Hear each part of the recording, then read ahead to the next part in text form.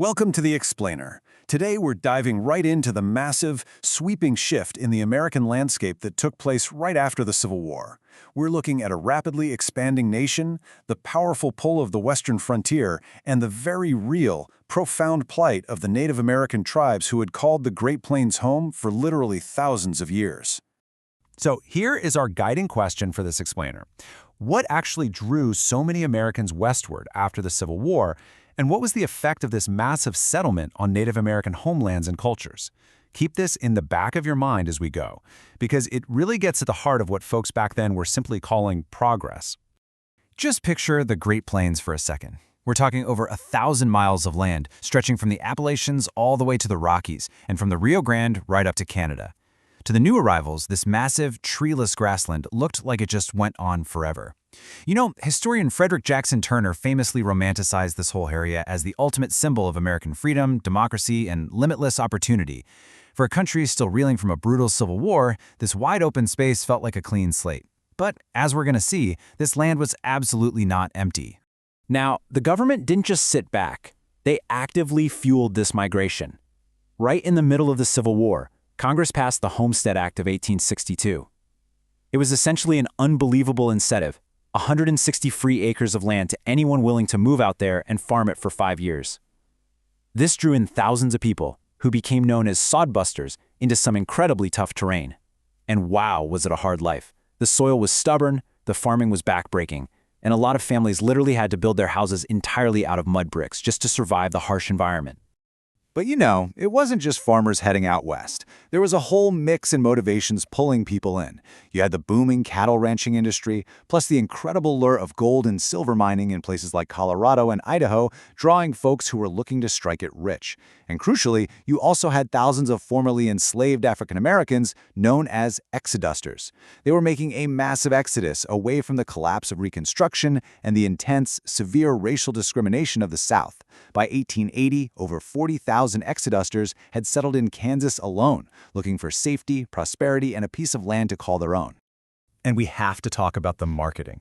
Railroad companies were absolutely relentless, plastering East Coast cities and even Europe with promotional posters promising large discounts for cash and the best prairie lands. Why? Well, the railroads desperately needed to populate the West so they'd have customers to buy goods and ship agricultural products back east. They were essentially selling the American dream on a piece of paper, offering low interest rates and 10-year credit lines to basically anyone willing to pack up their lives and buy a train ticket. To the native peoples already living on the plains, though, this new arrival was known as the Iron Horse. When the Transcontinental Railroad was finally completed in 1869, when the tracks from Sacramento met the ones from Omaha out in Utah, it completely revolutionized travel. It slashed travel times across the continent. But at the exact same time, it violently ripped right through the traditional migratory paths of the animals that indigenous groups had depended on for countless generations. Which brings us to a really dark turning point in this history. This rapid industrial expansion became a direct assault on the absolute physical and spiritual lifeblood of the Plains tribes, the American bison. As the Kansas Pacific Railroad pushed into the Central Plains, they heavily promoted these bizarre excursion trips. Tourists and so-called sportsmen would literally shoot the plains buffalo right from the windows of moving train cars, just for the thrill of it, leaving the animals to rot on the plains. The railroad even hired a young Union veteran named William F. Cody to hunt buffalo just to feed their track crews. He killed over 4,000 buffalo in a super short period, which is how he earned the famous nickname Buffalo Bill. The sheer scale of this destruction is just staggering.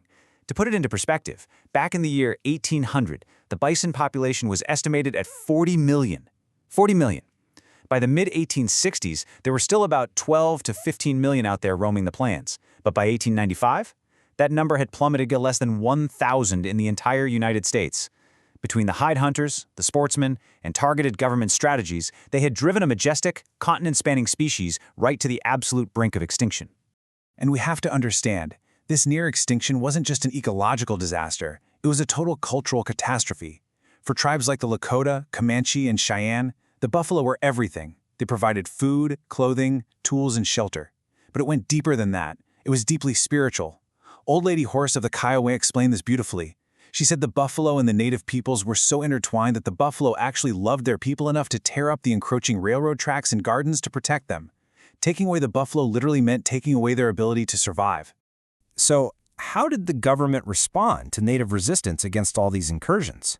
Well, in 1867, Congress tried this new strategy they called conquering with kindness, which led to the Medicine Lodge Creek Treaty down in Kansas. But here's the catch. Both sides walked away with entirely conflicting understandings of what they had just agreed to. The U.S. government thought it had a solid plan to relocate tribes to reservations, give them supplies, and fundamentally transform them into stationary farmers.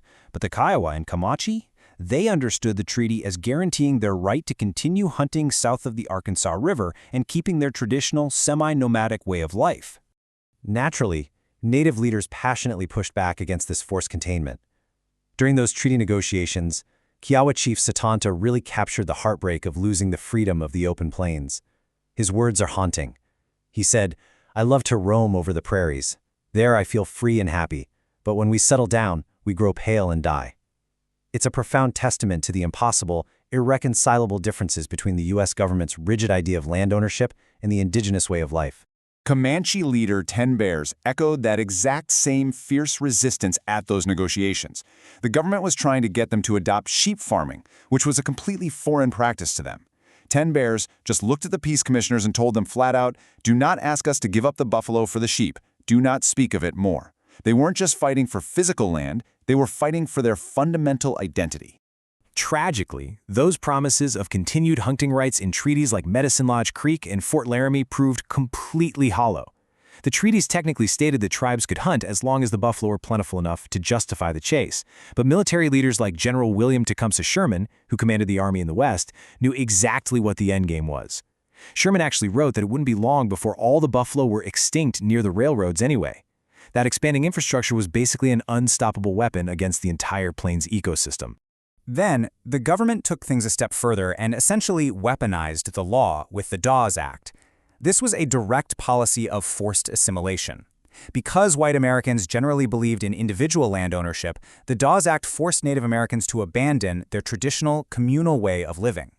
Land was carved up into individual allotments, and whatever tribal acreage was left over was just sold off to white settlers, literally for pennies on the dollar. The result? Native Americans lost millions of acres of their ancestral lands, and their cultural heritage took a massive, devastating hit. Stripped of their land and their main food source, many Native groups turned to their spirituality for hope. In 1889, a Paiute leader named Wovoka had a vision that kicked off the ghost dance movement.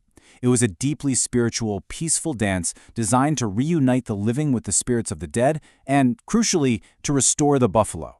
But the U.S. government and the local white settlers completely misunderstood it.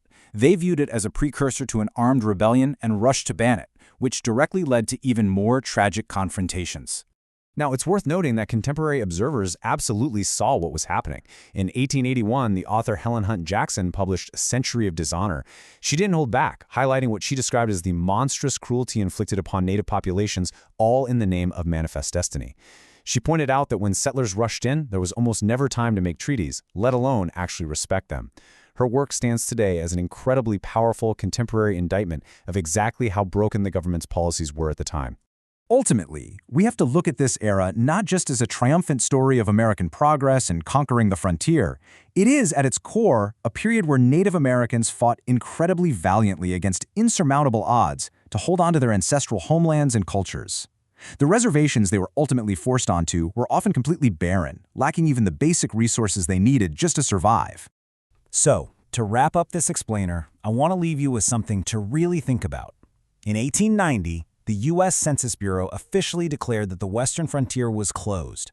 The nation had finally expanded from coast to coast. But when we look back and celebrate the expansion of a nation and those incredible feats of engineering and mass migration, we have to ask ourselves, who ultimately paid the price for that progress? How did the broken treaties, the deliberate destruction of the buffalo, and the forced assimilation of indigenous cultures shape what it actually means to be American today? It's a heavy, complex history, but digging into these sources is the only way we can begin to truly honor their story. Thanks so much for exploring this history with me today.